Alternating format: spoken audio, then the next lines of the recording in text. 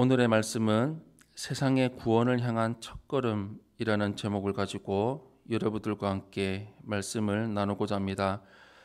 전능하신 하나님을 믿으며 사는 삶 창세기 강의 36번째 시간입니다.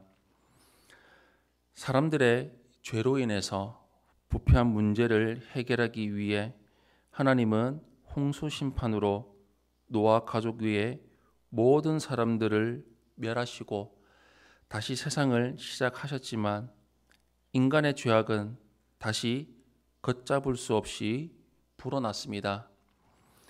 이에 하나님은 새로운 재창조, 즉 의인의 후손들을 세상에 복이 되게 하는 역사를 시작하셨습니다. 먼저 첫 번째로 모든 족속을 위한 복이 되게 만드시는 것을 우리는 볼 수 있습니다. 우리 1절에서 3절 말씀을 함께 합독하도록 하겠습니다. 시작. 여호와께서 아브라함에게 이르시되 너는 너의 고향과 친척과 아버지의 집을 떠나 내가 내게 보여줄 땅으로 가라. 내가 너로 큰 민족을 이루고 내게 복을 주어 내 이름을 창대하게 하리니 너는 복이 될지라. 너를 축복하는 자에게는 내가 복을 내리고 너를 저주하는 자에게는 내가 저주하리니 땅의 모든 족속이 너로 말미암아 복을 얻을 것이라 하신지라. 아멘. 바벨탑 사건 이후에 사람들은 수많은 민족으로 나누어져서 흩어졌고 여전히 죄의 길을 따라갔습니다. 하나님은 그 많은 민족을 구원하시기 위해 아브라함을 선택하셨는데 이는 상식적으로 적절하지 않은 선택 같아 보일 수도 있습니다. 왜냐하면 아브라함의 아내 사레는 불임이었기 때문입니다. 하지만 하나님은 아브라함을 통해서 큰 민족을 이루게 하고 그 이름을 크게 하겠다고 선언하셨습니다. 하나님은 큰 민족을 이루거나 세상을 구원할 능력이 전혀 없어 보이는 한 사람을 선택하심으로써 진정한 구원자는 하나님이시라는 것을 보여주신 것입니다. 하나님은 아브라함을 축복하는 자에게는 복을 주시고 저주하는 자를 저주할 것이라고 말씀하십니다. 아브라함의 편이 되면 곧 하나님의 편이 된다는 뜻입니다. 하나님은 가능성이 없어 보이는 자를 통해서 큰 일을 이루어 나아가시는 분이십니다. 두 번째로 말씀을 따라가는 것을 볼 수 있습니다. 4절에서 6절 말씀 우리 한 목소리로 함께 합독하겠습니다. 시작.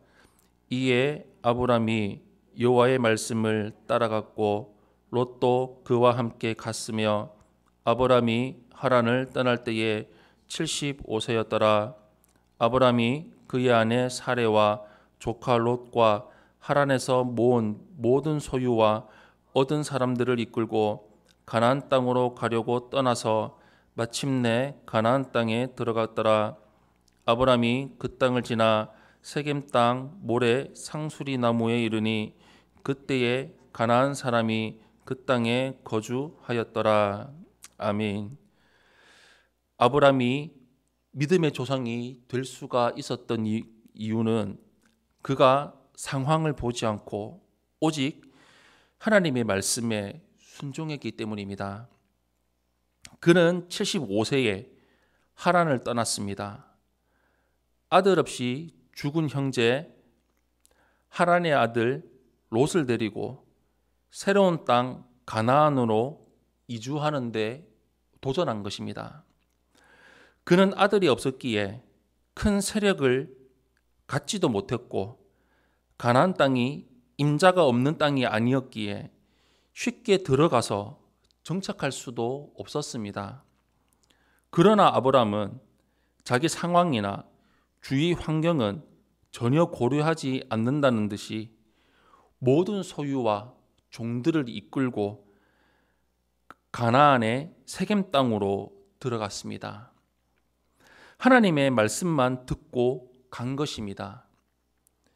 주님의 손에 붙들려서 위대한 일을 감당한 사람들은 특별한 능력이나 지식 또는 재물이나 높은 지위를 가졌던 사람이 아니라 오직 하나님의 말씀에 순종했던 사람들입니다. 마지막 세 번째로 여호와의 이름을 부른 것을 볼 수 있습니다. 7절에서 9절 말씀 우리 한 목소리로 함께 합독하겠습니다. 시작. 여호와께서 아브라함에게 나타나 이르시되 내가 이 땅을 내 자손에게 주리라 하신지라. 자기에게 나타나신 여호와께 그가 그곳에서 제단을 쌓고 거기서 베델 동쪽 산으로 옮겨 장막을 치니 서쪽은 베델이요 동쪽은 아이라. 그가 그곳에서 여호와께 제단을 쌓고 여호와의 이름을 부르더니 점점 남방으로 옮겨 갔더라. 아멘. 말씀에 순종한 아브라함에게 하나님은 그의 자손에게 가나안 땅을 주겠다고 약속하셨습니다. 그러나 아브라함의 앞에 놓여 있는 현실은 그리 녹록지가 않았습니다. 그가 세겜 땅에 제단을 쌓고 곧 베델 동쪽 산으로 옮겨서 장막을 치고도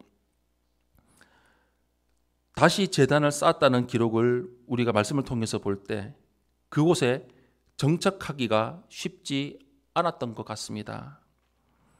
아브라함은 거기에도 정착하지 못하고 계속 남방으로 이동했습니다.